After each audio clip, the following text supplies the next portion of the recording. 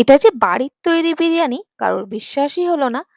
খেতে খেতে সবাই বলে উঠলো, আহ এইটুকু অর্ডার করেছো কেন? আর একটু আনাও, এটা দিয়ে কিছু হবে নাকি? এত টেস্টি বিরিয়ানি, এইটুকু খেলে কিচ্ছু হবে না, আরো অর্ডার করো। ভাগ্যিস আমি রেসিপিটা শুট করেছিলাম, নাহলে কেউ বিশ্বাসই করতো না যে এটা বাড়ির তৈরি। তো ভাবলাম আপনাদের সাথেও রেসিপিটা শেয়ার করে নিই। চিকেন নিয়েছিলাম বোনলেস, এখানে ৩০০ গ্রামের মতন। ভালো করে ধুয়ে জল ঝরিয়ে নিয়েছিলাম। এটা একটা চপারের মধ্যে নিয়ে নিলাম আর সাথে নিলাম আদা আর রসুন। আদা এখানে ১ ইঞ্চির টুকরো নিয়েছিলাম, ৮টা-১০টা রসুনের কোয়া, একটা ছোট্ট সাইজের পেঁয়াজ নিয়েছিলাম, ১ মুঠো নিলাম ধনেপাতা, ২ টো কাঁচা লঙ্কা, ২ টুকরো নিয়েছিলাম এখানে ২ টেবিল চামচের মতন বাটার, টেস্ট অনুযায়ী নুন, ১/২ চা চামচ কালো মরিচের গুঁড়ো, ১/২ চা চামচ জিরের গুঁড়ো, তার সাথে নিয়ে নিয়েছি হাফ লেবুর রস, এইভাবে নিংড়ে দিয়ে দিলাম। এরপরে নিয়ে নিয়েছি চাট মসলা ১/২ চা চামচ, বেরেস্তা নিয়েছি এখানে ১ বড় চামচ, ১ থেকে ১.৫ চামচ। বড় ২ চামচ এখানে ব্রেড ক্রাম্ব দিয়েছি। ব্রেড ক্রাম্ব না থাকলে এখানে আপনারা ফ্রেশ ব্রেডটাও দুটো নিয়ে নিতে পারেন। এবার এটাকে গ্রাইন্ড করে নেব। একদম স্মুথ করে গ্রাইন্ড করে নিতে হবে। দেখুন আমি টেক্সচারটা দেখিয়ে দিচ্ছি। ব্যাস এরকম থাকবে। জল একদম নেই, একদম শুকনো মিক্সচারটা দেখতে পাচ্ছেন। যদি আরো জল থাকে তাহলে ব্রেড ক্রাম্ব আর ১ চামচ দিয়ে নেবেন। এখানে এবার একটা বোলের মধ্যে বের করে নেব সমস্ত মিক্সচারটা। এবার এটার মধ্যে দিয়ে দিচ্ছি কিশমিশ, ১ বড় চামচ কিশমিশ আমি ছোট, ছোট করে কেটে নিয়েছি আর কিছুটা বাদাম দিয়ে দিলাম। এরপর হাতটাকে ভালো করে ধুয়ে নিয়ে মাখতে হবে এটাকে একদম স্মুথ করে, যাতে করে সমস্ত কিছু ভালো করে স্মুথ হয়ে যায়। এবার একটু, একটু পোরশন নেব যত বড় আপনারা রাখতে চাইছেন। আর একটা আমি স্ট্র নিয়ে নিয়েছি, স্টিলের স্ট্র ছিল সেটাই নিয়েছি। আপনাদের কাছে না থাকলে যেকোনো পাইপ অথবা প্লাস্টিকের স্ট্র থাকলেও হবে, পেন্সিলও নিতে পারেন। এইভাবে শেপটা দিয়ে নেব শিক কাবাবের মতন। দেখুন কি সুন্দর শেপটা চলে এসেছে। আর বাদবাকি সব আমি এইভাবেই বানিয়ে নিচ্ছি। খুবই সহজে তৈরি করে নেওয়া যায়। সমস্তটা এইভাবে তৈরি করে নিচ্ছি। খুব বড় সাইজ আমি করিনি। তো এগুলোকে এবার আমি ফ্রাই করে নেব।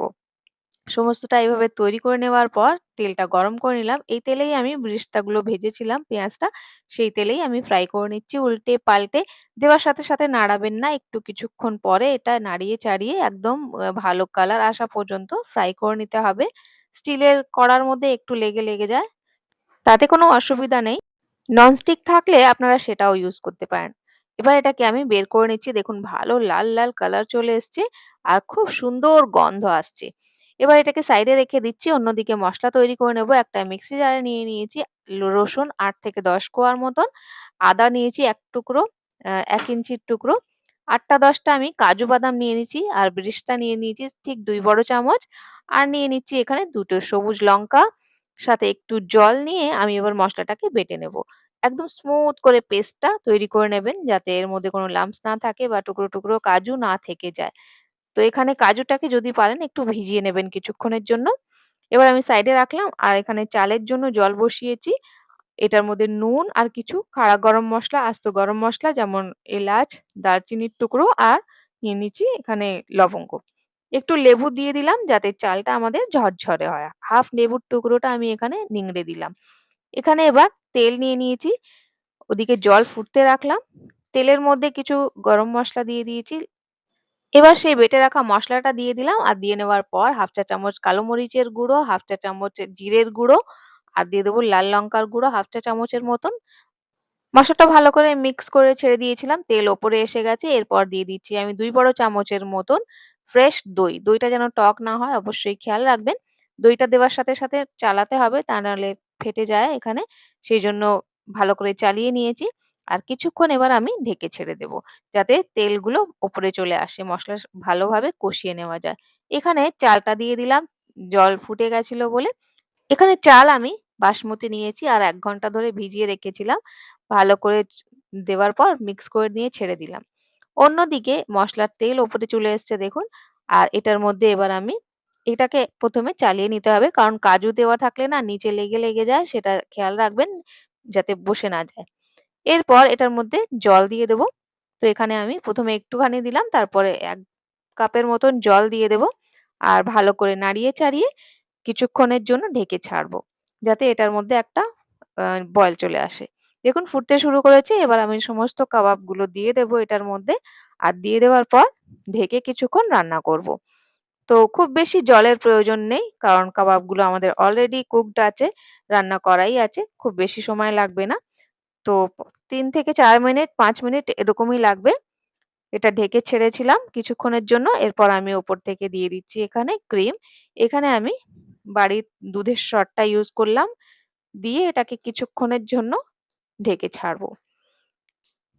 এভাবে ভালো করে মিক্স করে নিলাম। করে নিয়ে এটাকে ঢেকে ছাড়ছি। তার আগে আমি এখানে ১/২ চা চামচের মতন গরম মসলা দিয়ে দিলাম। দেওয়ার পর এখানে ঢেকে ছেড়ে দিচ্ছি। অন্যদিকে চালও আমার হয়ে গেছে।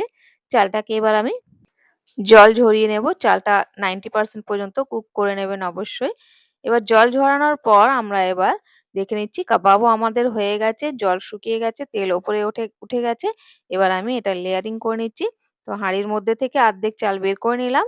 আর এটাকে আমি শিফট করে নিচ্ছি কড়ার মধ্যে। কারণ হাঁড়ির মধ্যে না নাড়াতে-চাড়াতে অসুবিধা হবে, কাবাবগুলো ভেঙে যাবে। সেইজন্য ওপরের লেয়ারটাও দিয়ে দিলাম, বেরেস্তা দিয়ে দিলাম কিছুটা, ধনেপাতা দিয়ে দিলাম। আর সাথে দিয়ে দিচ্ছি আমি কিছু গুঁড়ো গরম মসলা আর দিয়ে দেবো ঘি। ঘি ওপর থেকে অবশ্যই দেবেন, ভালো লাগে খেতে। দারুণ সুগন্ধ আসবে। কিছু কাঁচা লঙ্কাও আমি চিড়ে দিয়ে দিচ্ছি। ঘি ঘি এখানে ২ টো ছোট চামচ দিলেই হবে। চায়ের চামচ দিয়ে ২ চামচ দিয়ে দেবেন। আর এখানে ৪টে-৫ টা কাঁচা লঙ্কা আমি চিড়ে দিয়ে দিলাম। এরপর একটু কেওড়া জল দিয়ে দেবো যাতে করে একদম রেস্টুরেন্টের মতন গন্ধটা আসে। সেইজন্যেই কেউ বুঝতে পারেনি। একদম রেস্টুরেন্টের মতন গন্ধ আসছিল তো। তো এবার আমি দম দিয়ে ছেড়েছিলাম ১৫-২০ মিনিট। তারপরে আমি আপনাদের দেখিয়ে দিচ্ছি কি সুন্দর হয়েছে দেখুন। চালটা একদম ঝরঝরে, একদম লেগে যায়নি। আর কাবাবগুলোও দেখতে দারুণ লাগছে, অসাধারণ হয়েছিল খেতে। এইভাবে দেখুন কি সুন্দর লাগছে না? সুগন্ধটা খুব সুন্দর হয়েছিল আর দেখতেও একদম হোটেল রেস্টুরেন্টের মতনই লাগছিল। আপনারাও একবার বাড়িতে বানিয়ে দেখতে পারেন। খুবই পছন্দ করবে সবাই। যাকেই খাওয়াবেন চেয়ে খাবে। অসাধারণ লাগে খেতে। আমি বারবার বলছি কারণ আমার এক্সপেরিয়েন্সটা করা আছে। তো সার্ভ করে নিলাম আমি। এটার সাথে স্যালাডও নিতে পারেন। আর একবার অবশ্যই ট্রাই করবেন। ভালো লাগলে লাইক, শেয়ার, সাবস্ক্রাইব করবেন। Bye, have a nice day.